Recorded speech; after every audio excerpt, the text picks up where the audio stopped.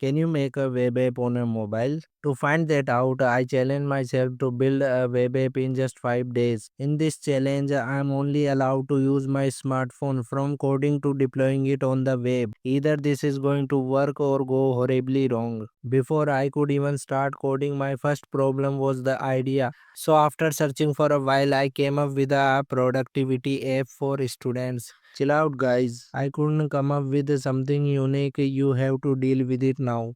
Now, when the idea is sorted, let's talk about how I'll code this on mobile. To build this app, I'm using the SPCK editor to write code, Chrome as a live server, and Termux for Git. On this day, I made the basic structure of the app and the layout. On day 2, I added an events and to-do list feature. You can add to-dos and events in a timeline.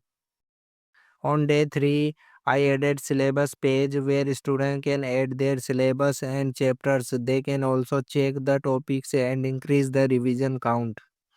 On day 4, I added link page where you can save your important links in one place. I also added a doubt saver where students can save their doubts. On the final day, day 5, I added a home page with local storage that saves the data into the browser. After building this app, I pushed it to GitHub and deployed it using Netlify. You can also see this web app by clicking the link in the comments. So now I can answer, can you make a web app on mobile? Yes, you can make a web app on mobile, but it's really hard because of the small screen. My thumb and eye hurt. So that was my 5-day journey of building a web app using just my smartphone. It wasn't perfect, it wasn't fancy, but it worked, and that's what matters. If you are thinking of trying something like this, go for it.